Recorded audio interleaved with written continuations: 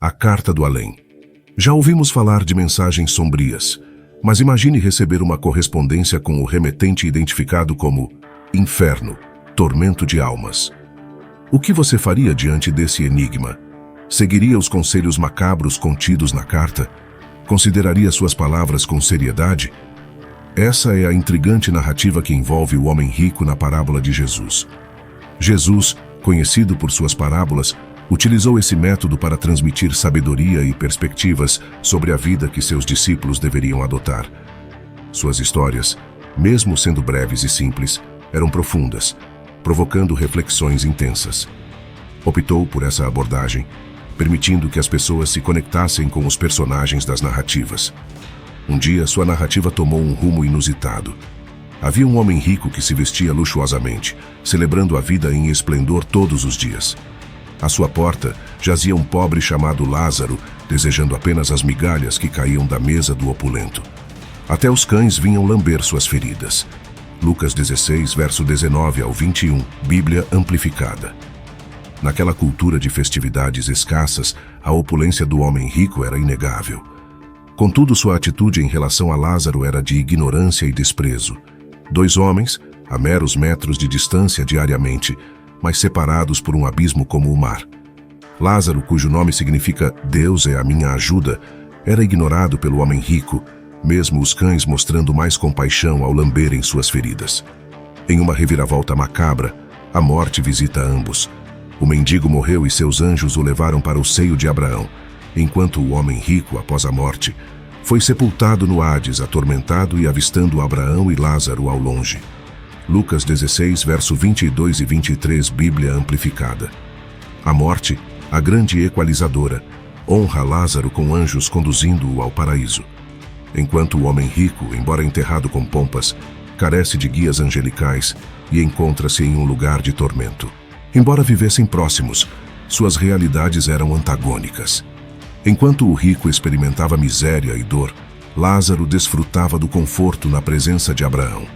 Tormentos sem fim, além da imaginação, ecoavam no Hades. Nesta história, Jesus revela um lugar dual.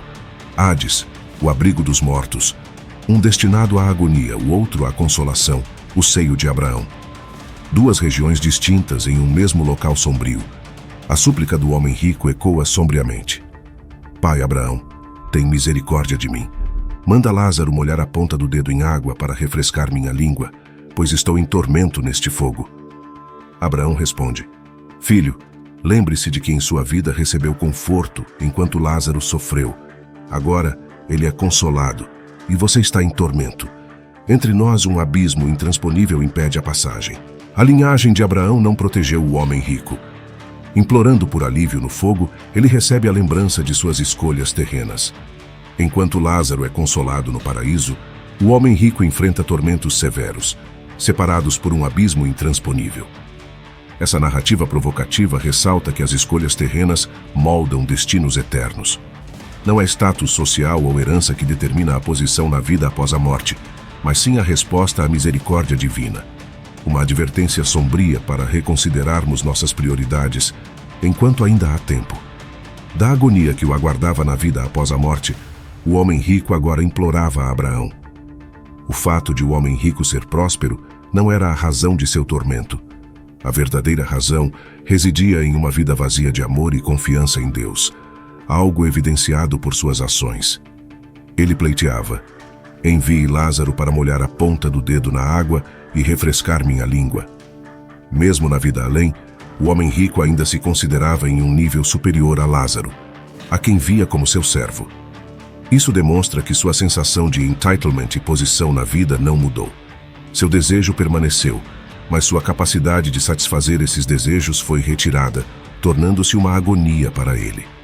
Entre eles, uma grande fenda foi fixada, impedindo qualquer passagem. Embora o homem rico pudesse ver e comunicar-se com Abraão, estavam distantes, separados por um abismo. Suas vidas estavam destinadas a seguir caminhos muito distintos a partir desse ponto. Preocupado com seus irmãos, o homem rico apela a Abraão: Pai Abraão, eu te imploro, envie Lázaro para a casa de meu pai, pois tenho 5 irmãos. Que ele os advirta solenemente, para que não venham a este lugar de tormento.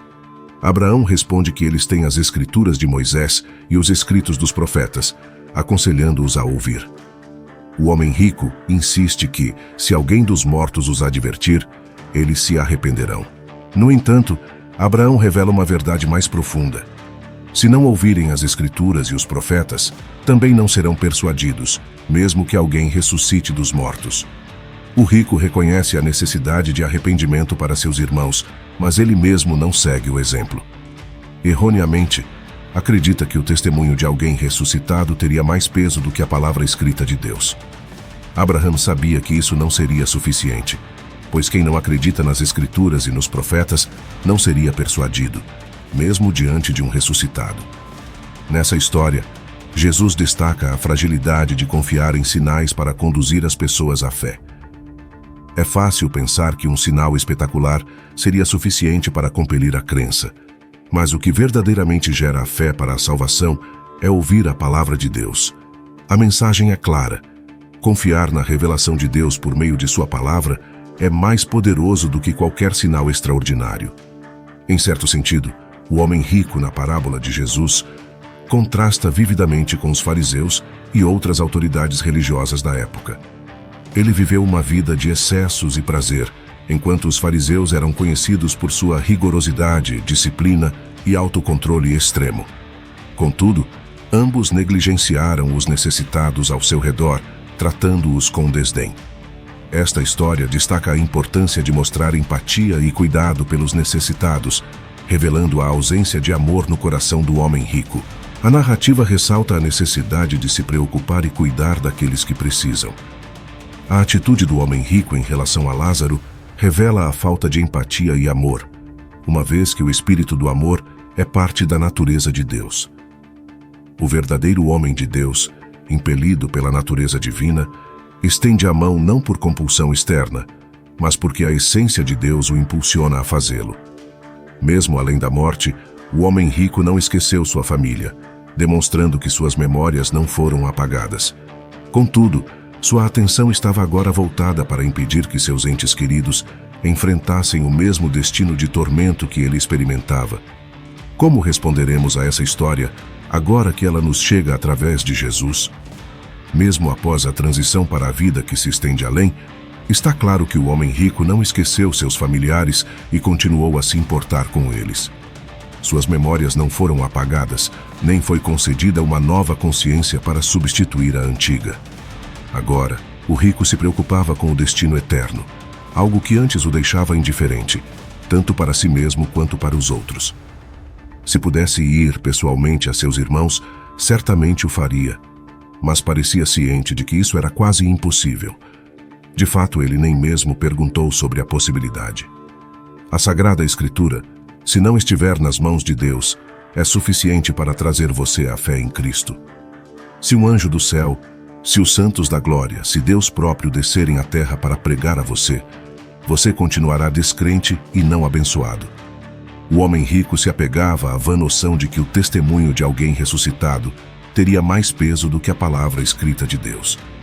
Mas mesmo que alguém ressuscitasse dos mortos, não seria o suficiente para convencê-los, pois se não acreditam na palavra de Deus, nem mesmo um ressuscitado os persuadiria. O rico reconhecia a necessidade de arrependimento para seus irmãos, mas sua própria falta de fé o impedia de seguir esse exemplo. As Escrituras já contêm muitas referências a julgamento e inferno, e aqueles que não desejam ouvir mais permanecem indiferentes, mesmo que a mensagem venha do além. Mesmo quando Jesus ressuscitou dos mortos, muitos não acreditaram.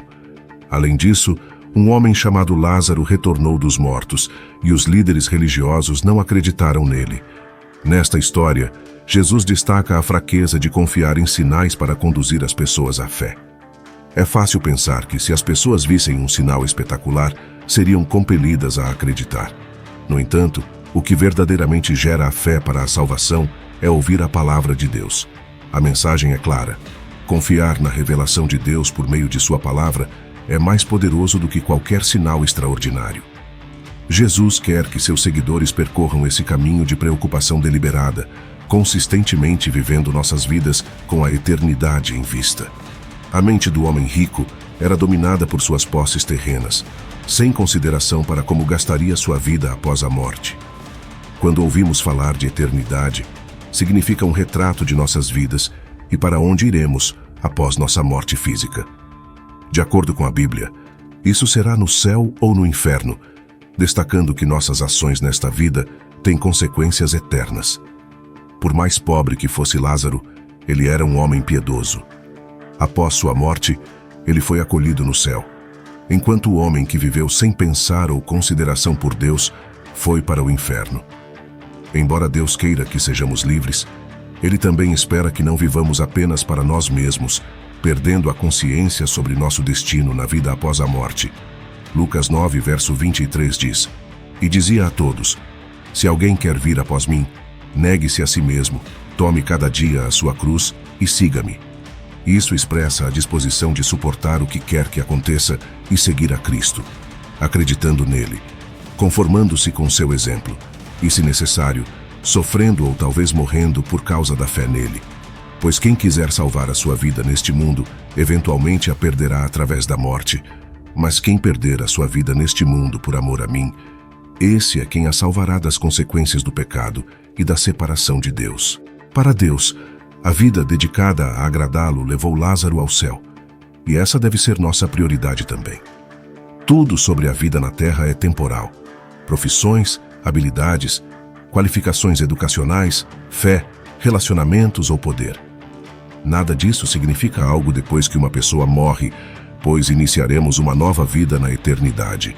A pergunta é: o que Deus dirá a você quando chegar ao seu trono de julgamento? Mas eu lhes digo que no dia do juízo, os homens prestarão contas de toda palavra inútil que tiverem falado. Pois por suas palavras vocês serão absolvidos, e por suas palavras serão condenados. Mateus 12, verso 36 e 37. A escolha de se arrepender é agora. A verdade é que não há arrependimento no inferno. O único tempo que temos é agora, enquanto estamos aqui na terra. Na história que Jesus descreveu, o homem rico teve subitamente um coração arrependido no inferno.